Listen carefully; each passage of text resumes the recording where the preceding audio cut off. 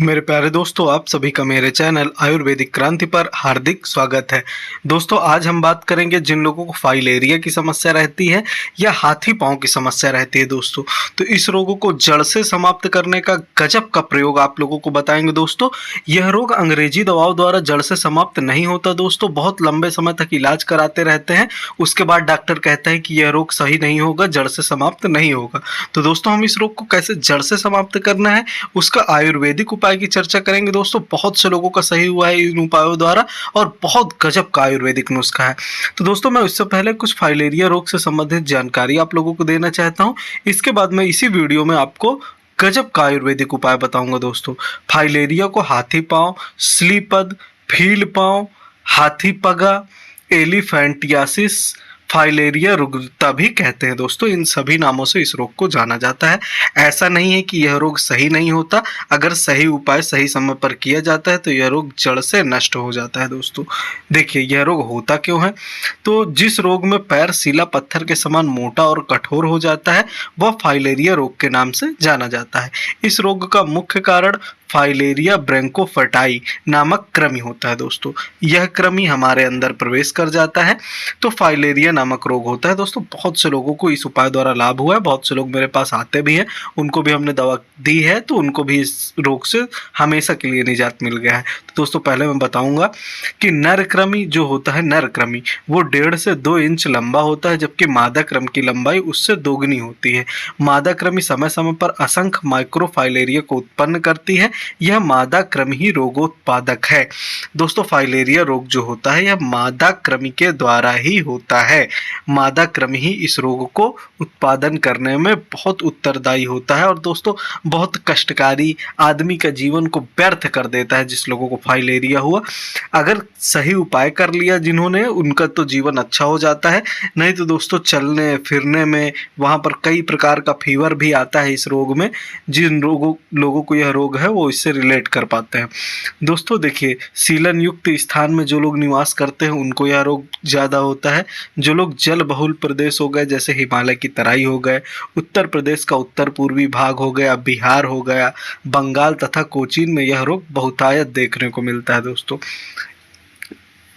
इस रोग को दूर करना बहुत ज़्यादा ज़रूरी होता है दोस्तों। इस रोग की जो जांच होती है वह, अगर आप इसकी जांच कराते हैं, जिन्होंने जांच कराया होगा, तो रात्रि के 12 बजे के बाद ही रोगी की उंगली से रक्त लेना चाहिए, क्योंकि रात के 12 बजे से ही जो इनके विभिन्न जीवाणु होते हैं वो तभी रात में सक्रिय होते हैं। दिन होते ही वह टिश्यूज़ में, डिफरेंट टिश्यूज़ में प्रविष्ट होकर छिप जाते हैं। तो दोस्तों, रही बात कि इस रोग को कैसे दूर करना है, इस रोग का क्या इलाज है, तो मैं आप सभी को बताना चाहूँगा कि इसके लिए आप लोगों को जो आता है हमारा कैस्टर ऑयल दोस्तों, इसको एरंड का तेल भी कहते हैं। एरंड की तेल में आपको बड़ी हरड़ लेना है दोस्तों। बड़ी हरड़ की छाल को आपको एरंड के तेल में भून लेना है, फिर इसका चूर्ण तैयार करके आपको सुरक्षित रख लेना है। इस चूर्ण को आपको किस प्रकार खाना है मैं आपको बताना चाहूँगा। इस चूर्ण को 3 ग्राम की मात्रा में फाँक कर ऊपर से देसी स्वस्थ गाय का आपको दोस्तों 50 ml गौमूत्र का सेवन करना है।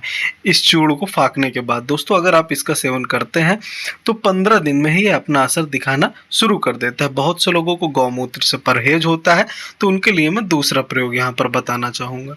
इसके लिए एक आता है स्लीपाद गज केसरी। ये आप भैंसज रत्नावली की लेंगे तो ज़्यादा अच्छा होगा। इसको 1 गोली 250 ml गर्म जल के साथ दिन में 2 बार आपको सेवन करना है, सुबह शाम खाना खाने के बाद। दोस्तों, अगर आप इसका भी सेवन करते हैं तो यह भी बहुत गजब की आयुर्वेदिक औषधि है। इसके अतिरिक्त मैं तीसरा प्रयोग भी आपको बताना चाहूँगा। मैं सभी अच्छे प्रयोग आप लोगों को बताता हूँ दोस्तों जिनसे लाभ होता है। इसमें आपको जल कुंभी को सुखाकर उसकी भस्म बना लेना है। आपको अगर बनाने में दिक्कत होती है या कोई भी प्रयोग आप इससे भी 100 गुना अच्छी औषधि चाहते हैं तो डिस्क्रिप्शन में आपको हमारा व्हाट्सएप नंबर भी मिल जाएगा, आप उसके माध्यम से भी हमसे संपर्क कर सकते हैं। आपको जल कुंभी को सुखाकर उसकी भस्म बना लेना है, फिर इसे गर्म सरसों के तेल में आपको मिलाना है। गर्म सरसों के तेल में आपको इसको मिलाने के बाद मैं बताऊंगा कि आपको इसको कैसे सेवन करना है।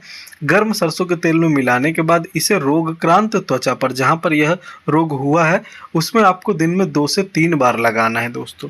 अगर आप इस प्रकार इसको लगाते हैं तो यह तुरंत अपना लाभ दिखाता है।